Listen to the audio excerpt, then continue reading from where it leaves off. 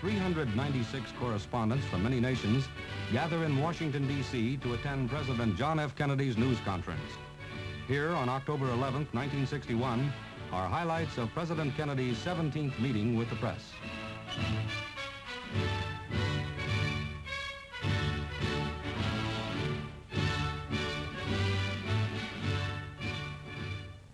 You will recall that in my recent address to the United Nations General Assembly, I expressed concern of this government over the situation in Southeast Asia, particularly on the attacks on the people of South Vietnam. With this situation in mind, I've asked General Taylor, with the wholehearted endorsement of Secretary McNamara and General Lemonster, to go to Saigon this week to discuss with the President and American officials on the spot ways in which we can perhaps better assist the government of Vietnam in meeting this threat to its independence. General Taylor will be accompanied by a small staff from the various departments of government which are concerned. Yes, Mr. Lawrence? There have been charges that we have not adequately maintained the strength or the credibility of our nuclear deterrent, and that we also have not fully convinced the leaders of the Soviet Union that we are determined to meet force with force in Berlin or elsewhere. What is your reaction to those charges?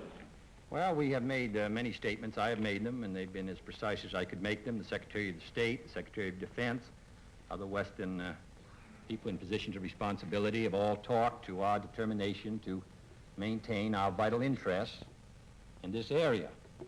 I think probably, aside from any more domestic reasons for this kind of criticism, is that everyone realizes that these weapons are, as I said, extremely dangerous, and that the Soviet Union has a long-range bomber and missile capacity, as we do, and that, as I've said, we move through a period of maximum hazard, so that naturally anyone would be reluctant, unless all else had failed, to destroy so much of the world.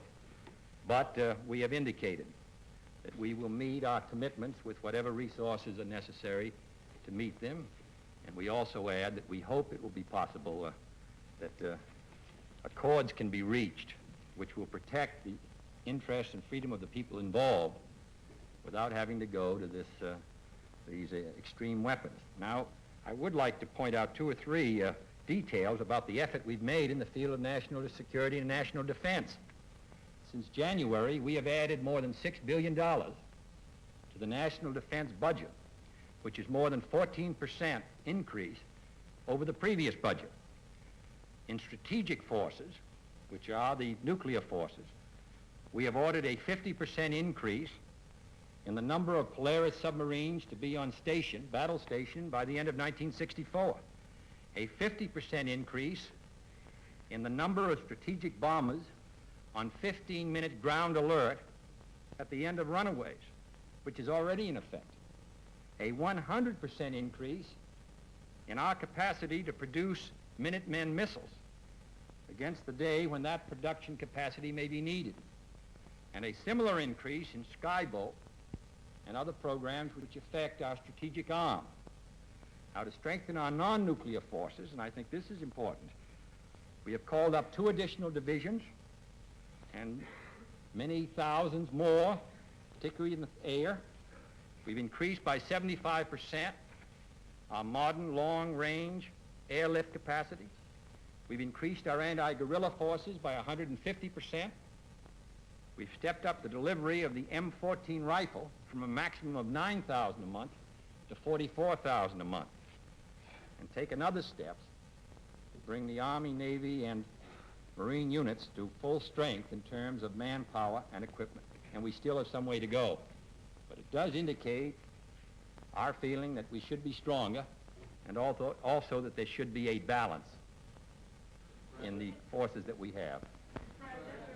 Sir? Yeah. Mr. President, go back to Berlin. I think the American people are confused by what they read and hear about Berlin.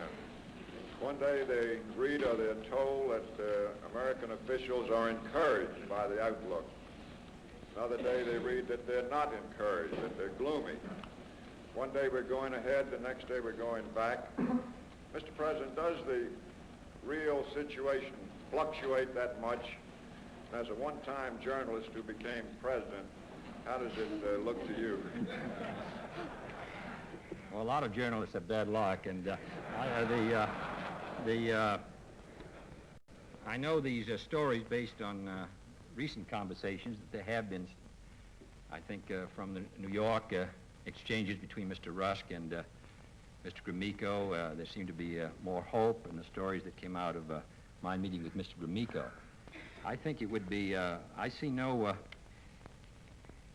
evidence as yet that there is any clear solution to Berlin. There still are very major differences of view. Now, I feel that the three talks he had and the talk I had at least helped to make more precise those differences.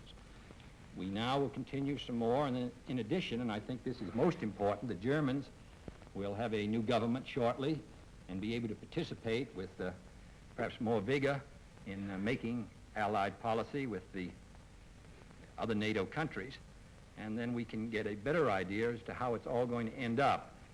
There is, I would say that there have been, as I said, no negotiations in the sense that we made proposals and they made them. What there has been is a description of the kind of solution that they would like to see. And I must say that I have not found substantial changes in that policy as it was previously expressed some months ago. There has been, and I think this may explain the stories, a desire to discuss these matters and statements about a desire to reach a peaceful accord. But on the substance, we are not in sight of land. Mr. President, written into the foreign aid bill is a clause which says that there should be more stress on giving aid to friendly countries, countries that share our view on major world problems. In view of the decision to review aid to Ghana's Volta River project, could you elaborate on how far you think a country should go towards agreeing with us on these major issues? And I don't think that they should.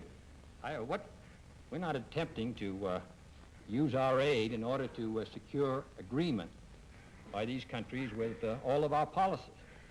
The phrase that was used in signing the Mutual Security Bill was that we should give particular attention to the needs of those countries which share our view of the world crisis. Our view of the world crisis is that countries are entitled to national sovereignty and independence. That is all we have ever suggested. That is the purpose of our aid, to make it more possible.